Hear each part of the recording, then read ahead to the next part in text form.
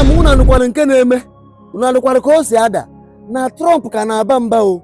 Hey, nna m na Trump ka na-aba mba. Nna m na information reaching us now bụ na Trump ka na-abakwa mba. Onye ma ife nwee ike ime echi niile ịma nọ na n'ime abalị Disemba ka o ji wee gbara ha Krismas Disemba. Onye ma ọ ya agbarịfa n'uhie. Hey, nna m information reaching us now bụ na Trump ka na-aba mba, na-asị na Christian na Nigeria must be protected and the bandits in Nigeria drop all their arms. Hey, nna m achọghị m ka ihe nwoke akwụrụ ebe a si n'ọnụ pụta. Ihe m chọrọ ịgwa gị bụ na enweghị m ihe nwee ike ime echiri na ya bụ n'uhie. Echiri na ya bụ first. Onye ma ime abalị ma Trump ya agbara ndị a n'uhie bikonu. Onye ma Trump ya agbara ndị a n'uhie. Nna m information reaching us now bụ na Nigeria nwere ike ịdị egwu echi niile. Another bomb nwere ike ịda echi niile. So jiri nwayọ watch the video. You watch see ya ka ba look share ya. Parties, especially the Christians, should be protected as well in Syria and throughout the Middle East and in Nigeria. In your efforts, we back completely because Christian communities are beleaguered around the world and especially in the Middle East, but in parts of Africa too. And we stand for the same thing. And don't forget, it was President Erdogan that helped very much get rid of a very bad ruler of Syria. That was President Erdogan. And he never wanted the credit for it, but he really gets a lot of credit. Bibi agrees with that. I agree with. I mean, I know it. And President Erdogan should get a lot of good credit for what he did. He got rid of some very bad people.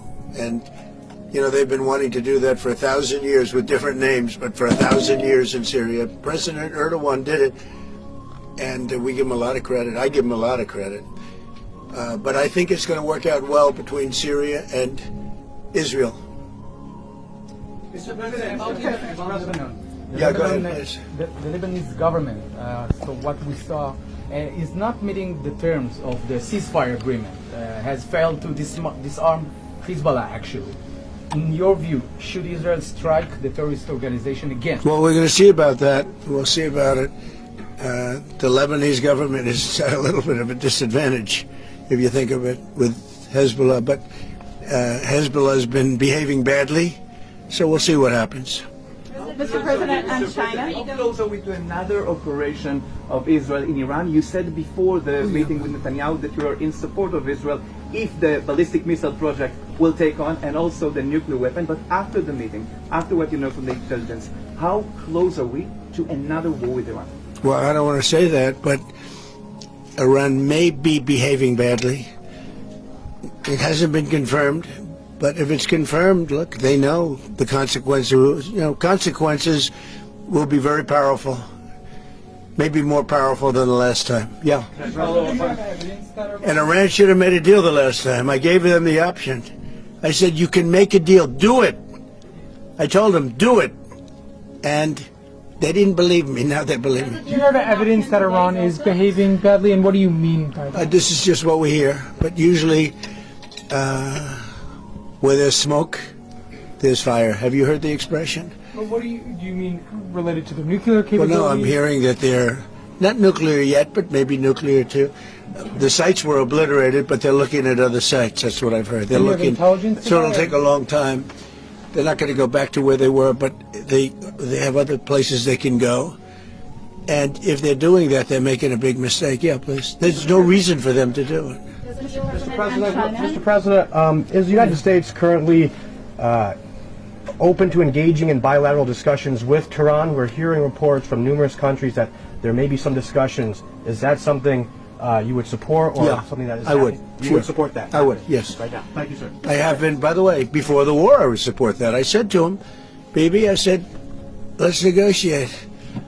And they didn't believe what was going to happen would happen.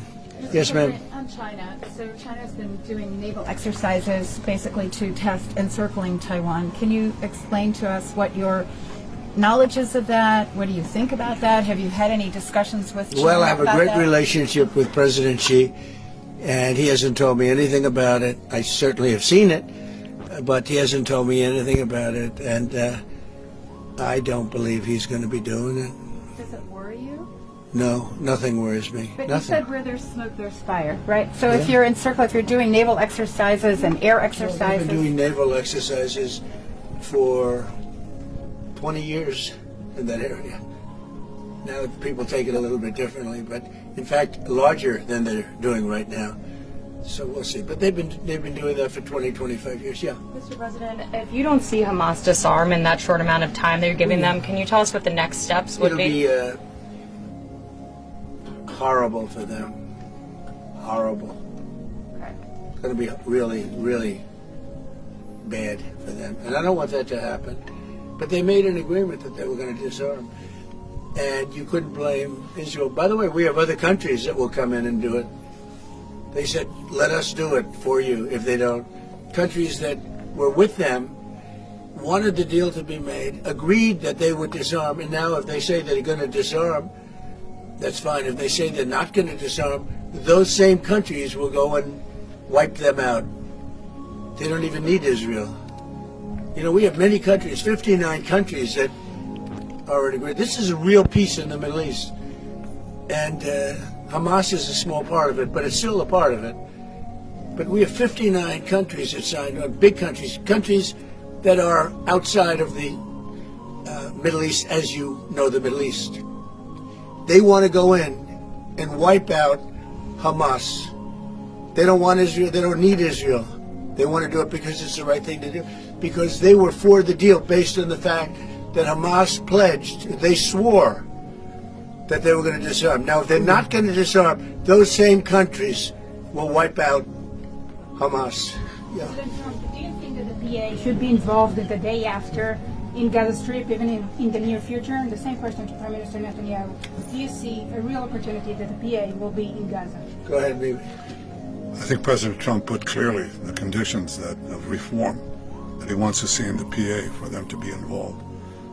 And I think he put it very clearly what he wants to see, the kind of real reforms, not just perfunctory reforms, but real reforms. Stop pay to slay, change the curriculum in your textbooks, open up a different society and a different future if they do it. In the near future? Well, let them, I think it was clear. He put Pretty clear. He put guidelines that were, by the way, in the Trump plan of 2020. And they were put then in the 20 points, and it's up to them.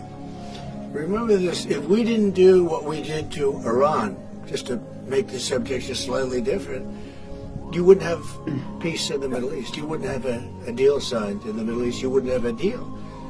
Because other Arab nations, which are great people, I know them very well, I know them, they're great people. They wouldn't be able to have agreed to peace in the Middle East because you would have had a dark cloud hanging over everything. It wouldn't have been possible. So Iran has been greatly reduced in power, prestige.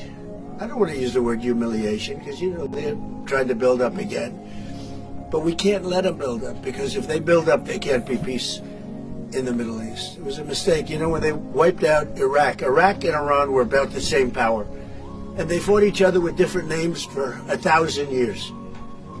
And then our country came out and blew up one of those two countries, namely Iraq. And all of a sudden, Iran had the whole Middle East all to itself. But that's not true anymore.